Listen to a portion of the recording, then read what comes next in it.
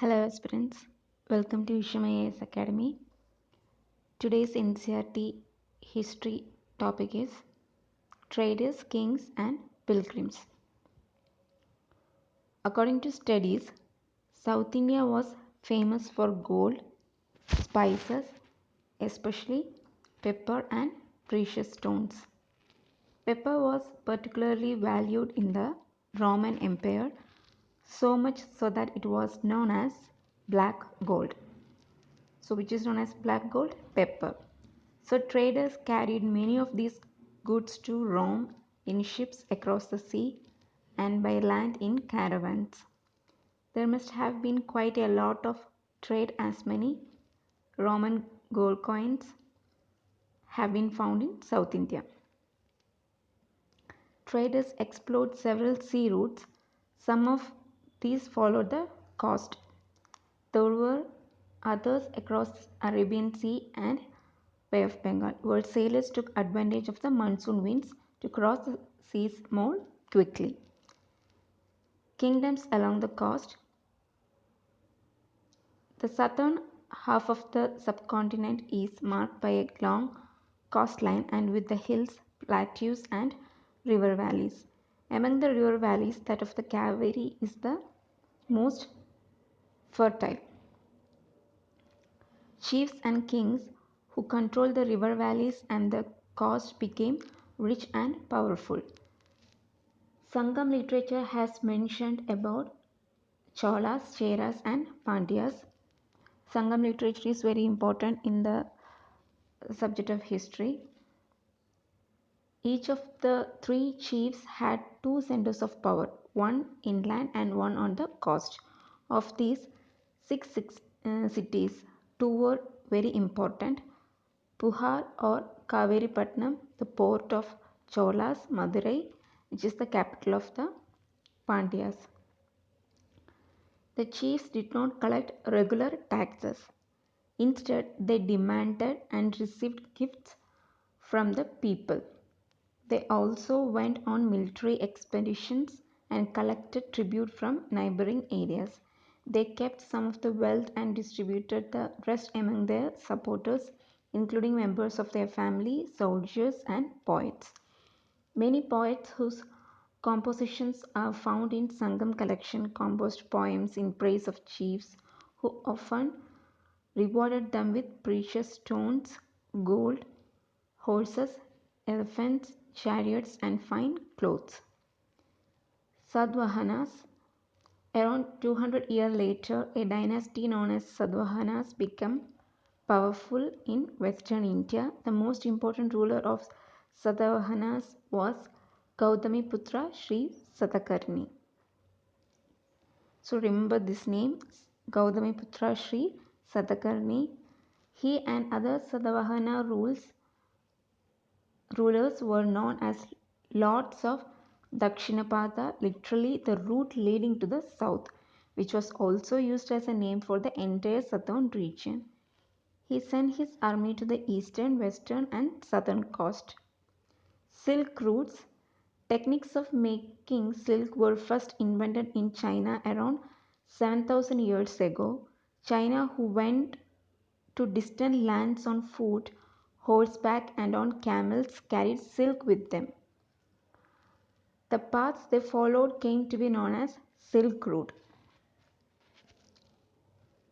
Sometimes Chinese rulers sent gifts of silk to rulers in Iran and West Asia, and from there the knowledge of silk spread further west. About 2000 years ago, wearing silk became the fashion amongst rulers and rich people in Rome. It was very expensive and it had bought all the way from China along dangerous roads through mountains and deserts. People living along the route often demanded payments for allowing traders to pass through. Some kings tried to control large portions of the route. This was because they could benefit from taxes, tributes, and gifts that were brought by traders traveling along the route. In return, they often protected the traders who passed through kingdoms from attacks by robbers. Kushanas, the best known of the rulers who controlled the Silk Route were the Kushanas, who ruled over Central Asia and Northwest India around 2000 years ago. Their two major centers of power were Peshawar and Mathura. During their rule, a branch of Silk Route extended from Central Asia down to the seaports at the mouth of the river Indus, from where silk was shipped westwards to the Roman Empire. So, in that region, the silk was shipped westwards to the Roman Empire, and the Kushanas were amongst the earliest rulers of the subcontinent to issue gold coins. So, that we need to remember, these were used by traders along the Silk routes. Next is Buddhism. The most famous Kushana ruler was Kanishka, who ruled over 1900 years ago. He organized a Buddhist council where scholars met and discussed important matters. Ashwagosha, a poet who composed a biography of Buddha, the Buddha Charita, so which is known as biography of Buddha, Buddha Charita, lived in his court.